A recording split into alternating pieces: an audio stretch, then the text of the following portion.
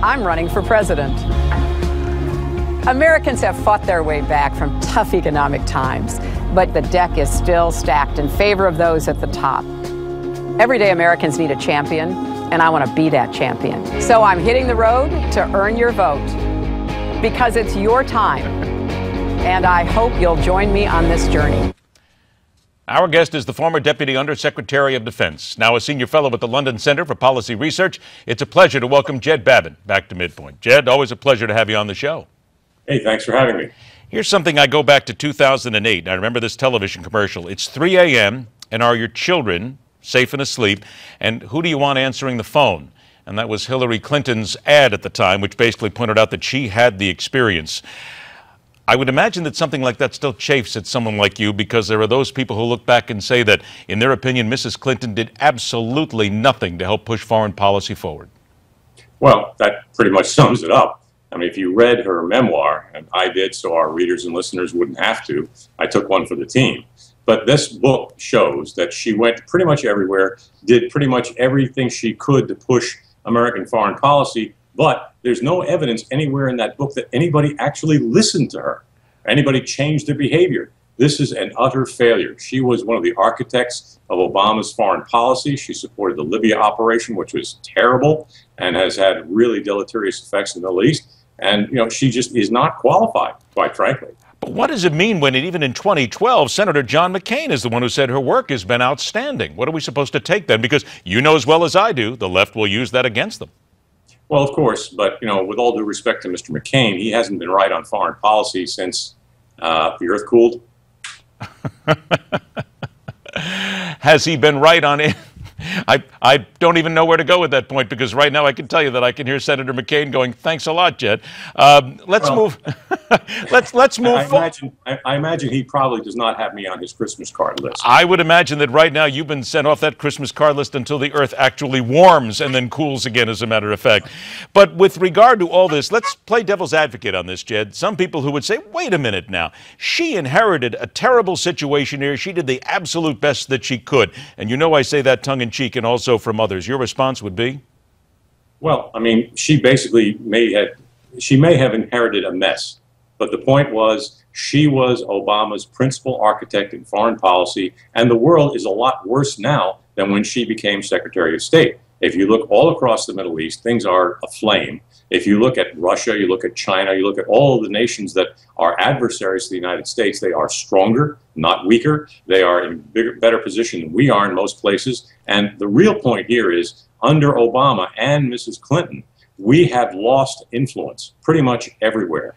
In terms of the Middle East, nobody listens to us anymore. In terms of Europe, people just kind of chuckle when she starts to say something, or when Obama does. We are not liked, we are not respected, and above all, we are not feared in any part of the world right now. Other side of the coin, Marco Rubio is going to announce tonight that he wants to be president. But he says he's uniquely qualified for the job. But when it comes strictly to foreign policy, what does he bring to the job that would make him any better than Mrs. Clinton? Well, I think Mr. Rubio is frankly a guy who's still learning, but he is apparently willing and able to learn.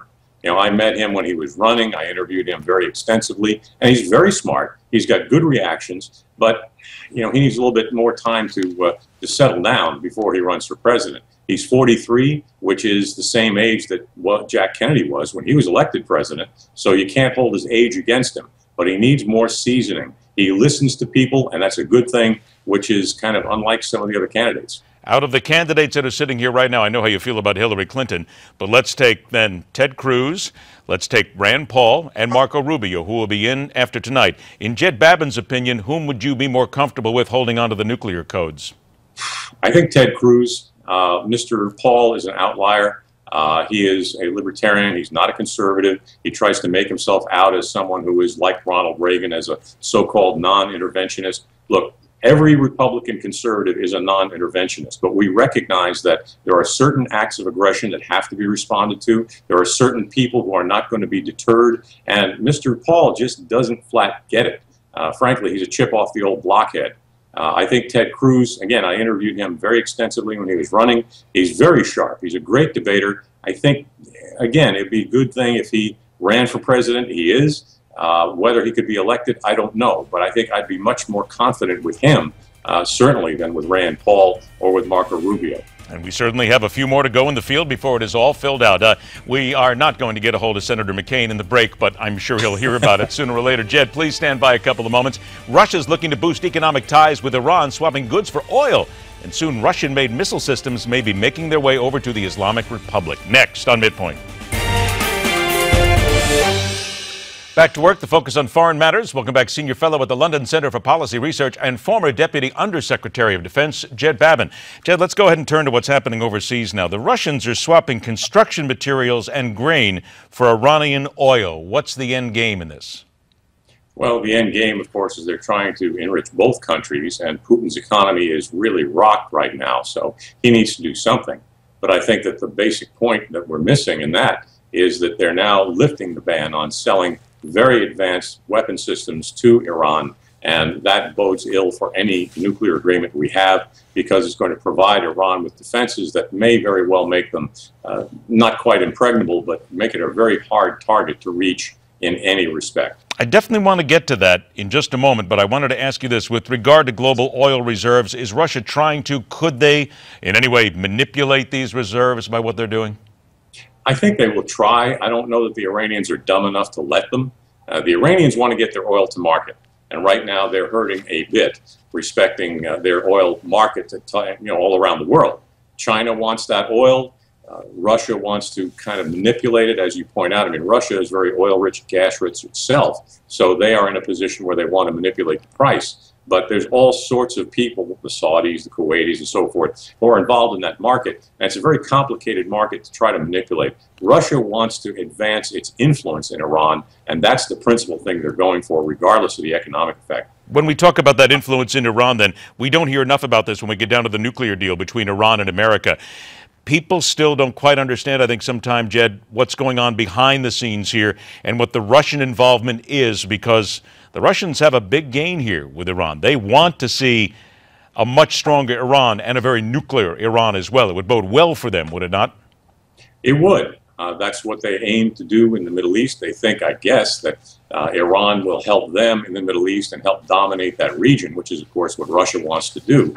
But I think they may be misplaying that a little bit, because Iran is pretty much of a wild card. They're smart. They're not susceptible to a lot of manipulation. They want Russia because Russia is helping them build all their nuclear power plants, has built several already, and is probably helping them indirectly or directly with their nuclear weapons program, supplying computers, centrifuges, whatever. So the fact of the matter is the Russians have an enormous influence in the Middle East already, and they want to build upon it with Iran's influence, hopefully, they think, translated by them. You mentioned this a few moments ago, the ending of the ban of delivery of the S-300 missile system to Iran. Does this tell you that the Iranians are preparing for war?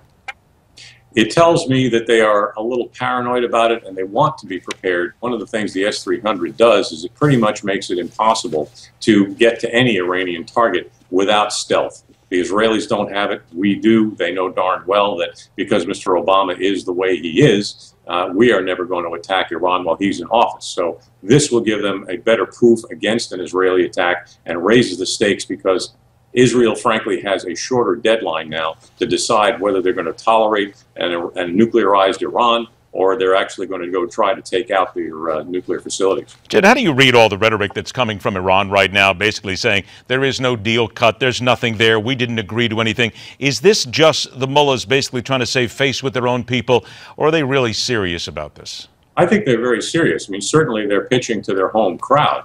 But on the second point, there really is no deal right now. And when you have such greatly varying interpretations of what's already been achieved or not, then you have no deal and no prospect of a deal. Between now and June 30th, Mr. Kerry is going to try to manipulate things and try to push a deal through that could possibly get through Congress. I don't see that he could possibly do anything that's going to actually lessen the danger of Iran getting a nuclear weapon. This deal is going to ensure that they actually do. I got about a minute left here. Over the Baltic Sea last week, apparently an American reconnaissance plane was buzzed by a Russian fighter jet. Now, we've heard about this for generations. It seems they've done this. But the report says 20 feet between the two planes. That's not playing around. That is stunningly dangerous. Well, it is stunningly dangerous, and it's quite frankly reckless. It's stupid. The Russians don't need to do that. This Su-27 pilot buzzing and I think it was an Ru-135 or You're right. Yes. Basically, that's a slow airplane, and buzzing past it at 20 feet. I mean, a pocket of air could have brought an air collision very, very easily. So, we have an established rules of the road agreement with the Russians going back to Soviet times. It covers those things. It covers encounters of ships by sea, at sea. They need to get back and look at that agreement, and we're right to protest. The question is, what else do we do except go away from their territory? And we shouldn't do that. Got about 20 seconds left. It seems like one way or another we're going back to the hunt for Red October and the phrase they use there called Crazy Ivan. Well, yeah, this is not just Crazy Ivan. Crazy Ivan was, as I remember the book, a little predictable. Yes. This pilot was a hot shot, wanted to, give them a thumping, which they call in the Navy, basically have the jet blast affect the American aircraft. And he probably did, but that's a very reckless maneuver, and it should not be tolerated. Crazy Ivan, either way you look at it, that's just dangerous. Jed Babbin, always a pleasure to talk to you, my friend. Thanks so much for joining us. Thank you. All right, take care. An historic sit-down. President Obama absolved of all imperial aggression. What the Summit of the Americas meant for the tiny island nation of Cuba. When we return on MidPoint.